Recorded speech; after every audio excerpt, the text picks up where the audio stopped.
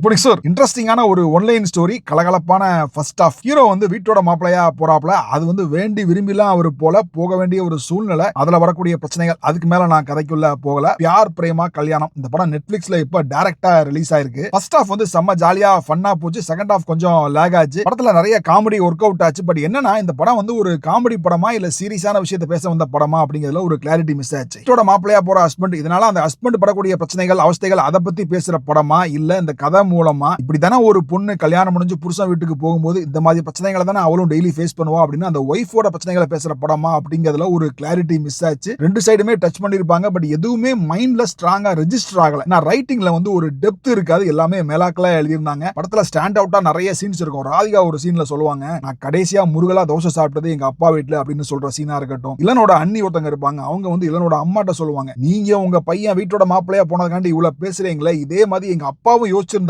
நான் இந்த வீட்டுல இப்ப இருக்க முடியுமா அப்படின்னு ஒண்ணு கேட்பாங்க. அந்த சீனா இருக்கட்டும். இந்த மாதிரி அங்கங்க சில ஸ்டாண்ட் அவுட்டா சில சீன்லாம் சூப்பரா ஒர்க் அவுட் ஆச்சு. யோகி பாபு படத்துல இருக்காரு. பட் அவர் காமெடி பண்ணாருன்னு அவரே நம்ப மாட்டாரு. யோகி பாபு ஒய்ஃப் கேரக்டரும் பயங்கர செயற்கையா இருந்துச்சு. இந்த படத்துக்கு ஒரு பெரிய supporting cast Radhika, Geetha Kailasam, M S. Bhaskar 3 பேரும் சூப்பரா பண்ணியிருந்தாங்க. ப்ரொடக்ஷன் வேல்யூவும் நல்லா இருந்துச்சு. படத்தை ஃபேமிலியோட பார்க்கலாமா அப்படின்னா விஷுவலா எதுவும் இருக்காது. பட் ஒரு சில ஜலபலா ஜங்ஸ் இன்டிமேட்டான டயலாக்ஸ் வந்து அவர் மாதிரி இருக்கும். மொத்தத்துல என்ன பொறுத்த வரைக்கும் ஓடிடிங்கிறதுனால அந்த படத்தை தாராளமா ஒன் டைம் பார்க்கலாம். இன்னொன்னு அரைச்சமாவே அரைக்காம புதுசா ஒரு கதையை யோசிச்சு அதை பிரமாதமா டெலிவர் பண்ணலனா கூட ஓரளவுக்கு என்கேஜ் பண்ணி போர் அடிக்காம கொண்டு போயிருந்தாங்க. ஒன் டைம் வாட்ச் அப்படிங்கிறது என்னோட ஒப்பீனியன். பார்த்து சொல்லுங்க. இன்னொரு படத்துல மீட் பண்ணலாம்.